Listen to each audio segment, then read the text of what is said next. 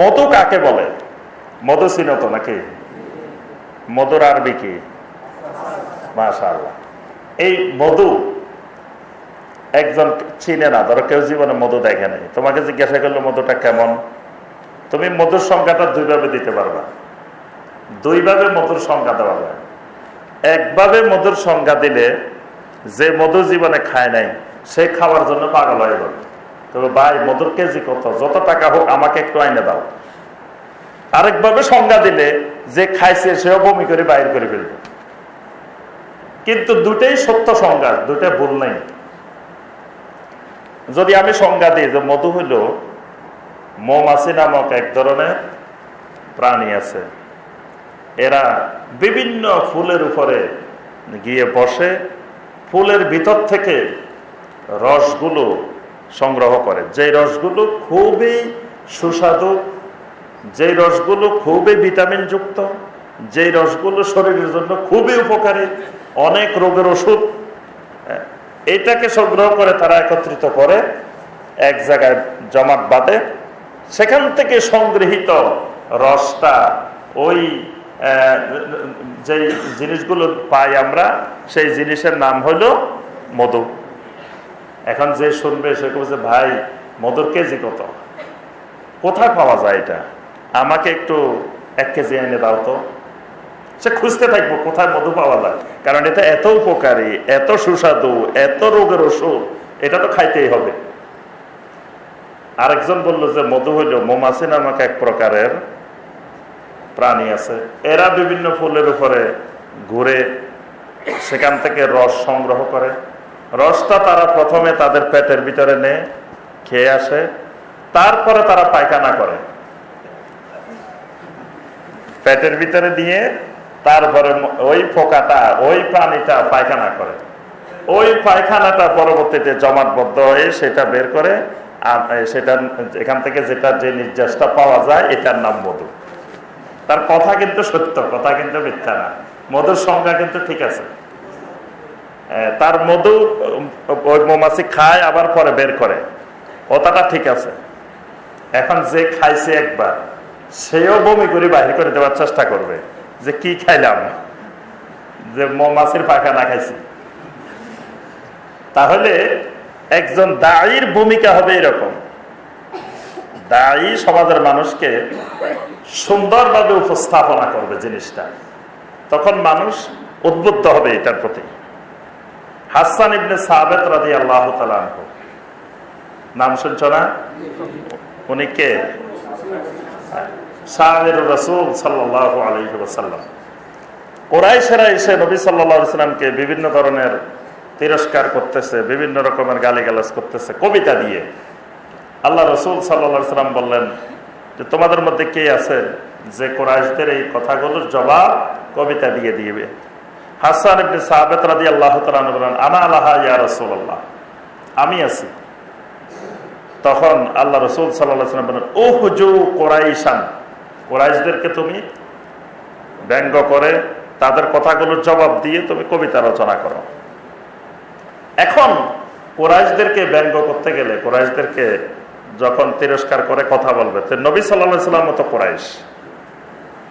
আল্লাহ রাসূল সাল্লাল্লাহু আলাইহি ওয়াসাল্লাম জিজ্ঞাসা করলেন হাসান ইবনে সাবিত রাদিয়াল্লাহু তাআলা কে, কাইফা তাহজু কুরাইশান ওয়া আনা মিন কুরাইশ, কেমন করে তুমি কুরাইশদেরকে ব্যঙ্গ করবে, আমিও তো কুরাইশ। কুরাইশ বলি তো তুমি ব্যঙ্গ করলে আমিও তো এর ভিতরে পড়ে যাব।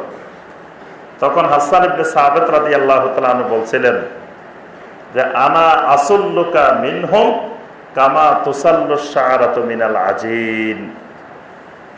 বলছেন যে আটার খামিরে আটা বানানো হয়েছে, পানি দিয়ে আটা মাখা হয়েছে, এর ভিতরে একটা চুল পড়ছে, এই চুলটাকে যেমন সহজে টেনে বের করে নিয়ে আসা যায়, আমি ওই কবিতার মধ্যে কুরাইশদেরকেই বলবো, কিন্তু আপনাকে সেখান থেকে টানে বের করে দিব। সুবহানাল্লাহ। দায়ী এমন সূক্ষ্ম চিন্তার অধিকারী হতে হবে, এমন ডাক্তার হতে হবে।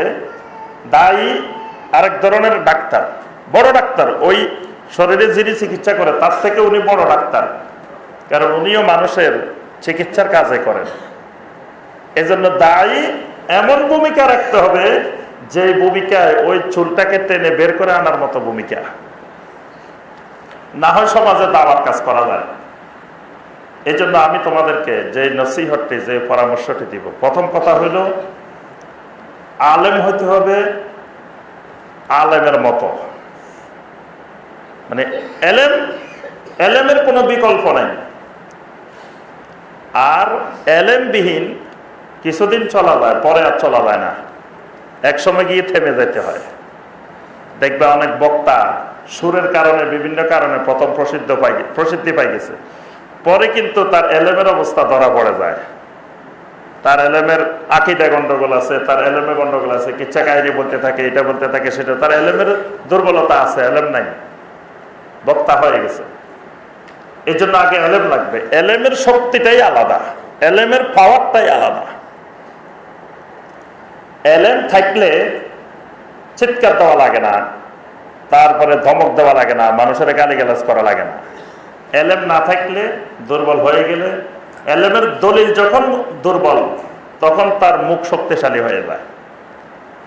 আমি এই জন্য সবসময় মাহফিলে একটা উদাহরণ দিই, বলি যে বুড়া মানুষ, আমাদের দাদা যারা আছে, দাদা নানা, দেখবে যে বুড়া মানুষ এমন ধমক দে, খালি ধমক দে, কথা কথা ধমক দে না, জোরে জোরে ধমক দে, এই এটা এমনি হয়েছে, এই এটা এমনি হয়েছে, ধমক মারে খালি। মানে যেই ধমকটা মারে, এই ধমকের সাথে যদি ওনার শরীরে শক্তি থাকতো, তাহলে বাংলাদেশে কোনো মানুষে বাস করতে পারত না। ওনার ধমকের সাথে কিন্তু শরীরের শক্তির মিল নেই। ওনার মুখের জোরটা আছে, কিন্তু শরীরের জোর নাই, শরীর একবারে দুর্বল। মুখের জোরটাও যদি বন্ধ হয়ে যেত, তো উনি আর বাঁচার কোনো উপায় ছিল না। এজন্য মানুষ যত দুর্বল হয়, শরীর যত দুর্বল হয়, মুখটা তত শক্তিশালী হয়। মুখের পাওয়ার বাড়ে, শরীরের পাওয়ার কমতে থাকে। আর যার শরীরের পাওয়ার আছে, তার মুখের পাওয়ার কম থাকে। সেই কয় মিয়া হাত থাকতে মুখ দিয়ে কিসের কথা বলে না, মারামারি লাগলে হাত থাকতে মুখের কিসের কথা। মানে তার শরীর শক্তিশালী, তার পাওয়ার আছে শরীরে, এখন আর মুখ দিয়ে কিছু বলা লাগবে না, হাতেই বলবো, শরীরেই বলবো। যাদের দলিল শক্তিশালী, তাদের দলিলেই কথা বলে, এলেমেই কথা বলে। আর যাদের দলিল নেই, দেখবেন যে বেদাতি যারা, দলিল নেই একটা বিষয়ের উপরে, দলিল দিতে পারে না, তো তখন তারা খালি ওই গালিগালাজ করে, কয় এটা ইহুদির দালাল, এটা খ্রিস্টানের দালাল, এটা এই হয়েছে, এটা সেই হয়েছে, বিভিন্ন ধরনের গালিগালাজ করে। কারণ তার এলেম নাই, এলেম দুর্বল, তার দলিল দুর্বল, তার শরীর দুর্বল হয়ে গেছে, এজন্য মুখের জোর বাড়ে গেছে। যতক্ষণ তার শরীর শক্তিশালী, তখন মুখে এইসব আসে না, তার দলিলেই কথা বলে। তার শুধু চোখ রাঙাইলে মানুষ ভয় পায়, আর মুরব্বী জোরে ধমক দিলেও মানুষ ভয় পায় না, কারণ বুঝে যে এর ভিতরে কিছু নাই। আর যুবক শক্তিশালী মানুষ চোখ দিয়ে খালি একটু ইয়া করলে ভয় পাই যায়। এই জন্য এলেমের পাওয়ার, এই সমাজ থেকে শিরক দূর করতে হলে, বিদআত দূর করতে হলে, এই সমাজকে একটা তাওহীদি সমাজ বানাতে হলে, এই সমাজকে একটা সুন্নতের সমাজে রূপান্তর করতে হলে, এক নম্বরে এলেম লাগবে, এলেমের বিকল্প নেই। এই জন্য তোমাদের প্রত্যেককে এক একজন যোগ্য আলেম তৈরি হতে হবে ইনশাআল্লাহ। বাংলাদেশে এলমি আলেমের অভাব, খুব অভাব। এমনি আলেম অনেক আছে, সার্টিফিকেটওয়ালা আলেম অনেক, কিন্তু এলেমওয়ালা আলেম এটা খুব অভাব। এবং আমরা খুব অনুভব করতেছি এটা ময়দানে থেকে। আমরা দেখি কত মসজিদ থেকে এখন আমাদের কাছে প্রতিদিন ফোন আসে যে আমাদেরকে একজন খতিব দেন, একজন ইমাম দেন, যিনি আস্তে আস্তে সমাজকে সংশোধন করবে, দাওয়াত দিবে, এই কাজ করবে। কিন্তু আমরা ইমাম দিতে পারি না, খতিব দিতে পারি না, নাই, খুঁজে পাই না সমাজে। তাহলে বোঝা যায় যে সার্টিফিকেটওয়ালা আলেম আছে, কিন্তু যেই আলেম তার এলেম দিয়ে সমাজ থেকে দাওয়াতের মাধ্যমে শিরক বিদআত উৎখাত করবে, সেরকম আলেম খুব কম পাওয়া যায় না। এজন্য তোমাদের জীবনে মূল টার্গেট থাকবে, আমি একজন যোগ্য আলেম, এলমি আলেম হব, সার্টিফিকেটওয়ালা আলেম না, খালি এলমি আলেম। এরকম এলমি আলেম দরকার। 2 নম্বর, যেই এলেম দিয়ে তাওহীদ চেনা যায়, যেই এলেম দিয়ে সুন্নাহ চেনা যায়, যেই এলেম দিয়ে তাওহীদ আর শিরককে আলাদা করা যায়, যে এলেম দিয়ে বেদাত আর সুন্নাহকে আলাদা করা যায়, এরকম এলেম দরকার। এটার নাম এলমান নাফিয়া, উপকারী এলেম।